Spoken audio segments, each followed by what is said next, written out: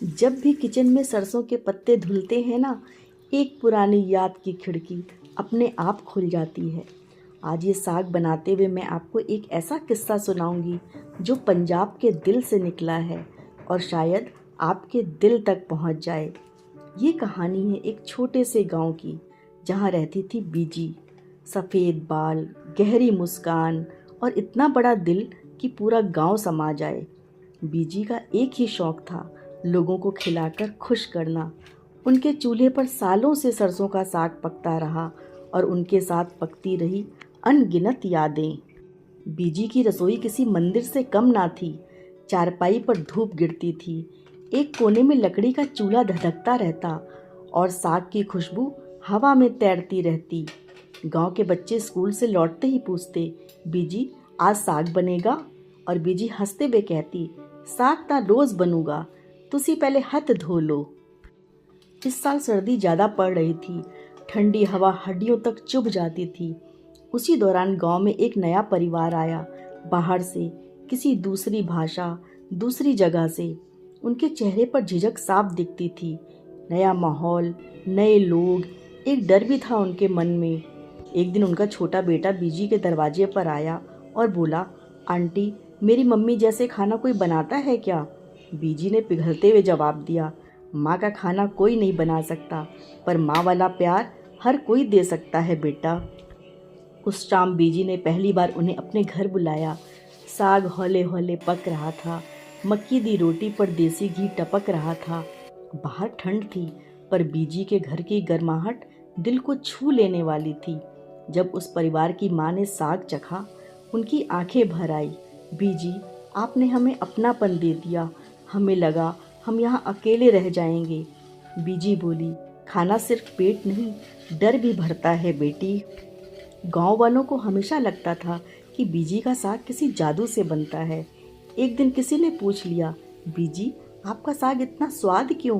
बीजी मुस्कुरा कर बोली, मैं साग को पकने का वक्त देती हूँ और रिश्तों को भी।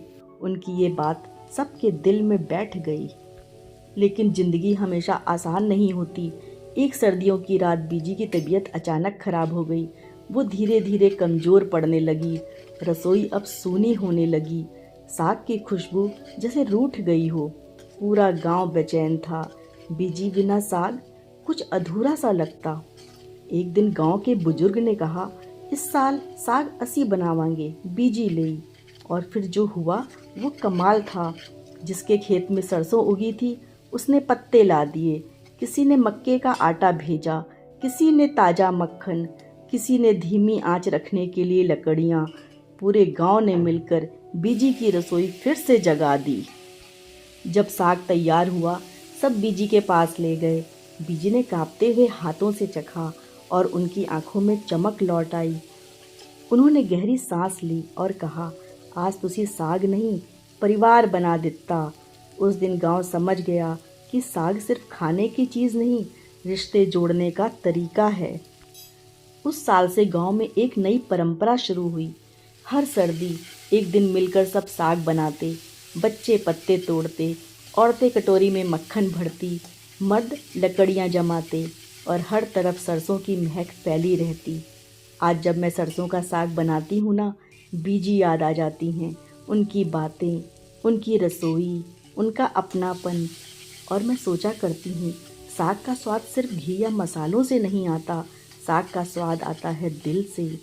अगर आपकी रसोई में भी आज साग पक रहा है, तो समझ लीजिए कहीं ना कहीं बीजी की दुआ आपके घर पहुँच चुकी है। बीजी अक्सर कहा करती थी, खाना सिर्फ भूख मिटाने के लिए नहीं होता, ये दुख भी मिटाता है। और शायद यही वजह थी कि उनके हाथों का हरने वाला किसी ना किसी की ज़िंदगी में उम्मीद बन कर जाता। एक दिन सर्दियों की धूप खिली हुई थी। गांव में लोहड़ी और मकर संक्रांति की तैयारी हो रही थी। बच्चे लकड़ियां इकट्ठी कर रहे थे, औरतें तिल के लड्डू बना रही थी, मर्द खेतों में काम निपटा रहे थे। हर तरफ रौनक थी, लेकिन बीजी के घर का चूल्हा आज भी धीमा था। साग की खुशबू तो थी, लेकिन वो पुराना जोश, वो पुरानी हंसी कहीं खो गई थी। उसी शाम शहर से बीजी के पोता पोती घर आने वाले थे। कई महीनों बाद बीजी की आंखों में चमक लौट आई। जब बच्चे घर पहुँचे, दादी के गले लगते ही बोले, दादी आपकी साग वाली स्मेल तो हमें स्टेशन से ही आ रही थी।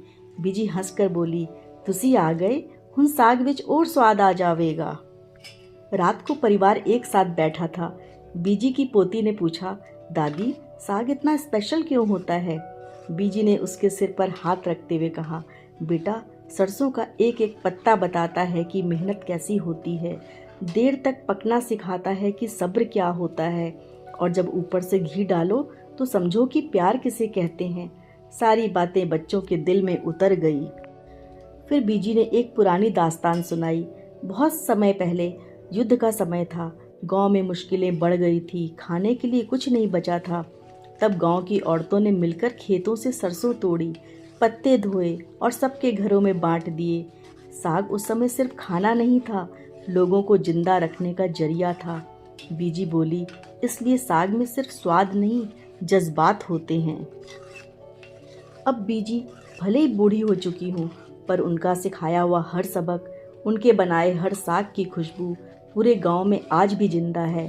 और मैं जब अपने घर में साग बनाती हूँ, धीमी आंच पर पकते हुए उसे देखती हूँ, तो लगता है जैसे बीजी मेरे पास खड़ी हूँ, कह रही हूँ, सबर नाल, प्यार नाल ते ईमानदारी नाल साग ही नहीं, जिंदगी भी स्वाद बन जाती है। मीन्स धैर्य, प्यार और ईमानदारी से सिर्फ साग नहीं, जिंदगी भी स्वाद बन जाती है। तो दोस्तों, जो साग आप अभी बनते देख रहे हो, वो सिर्फ एक डिश नहीं, ये एक ट्रेडिशन है, एक इमोशन, एक कहानी जो पीढ़ी दर पीढ़ी आगे बढ़ती रही है।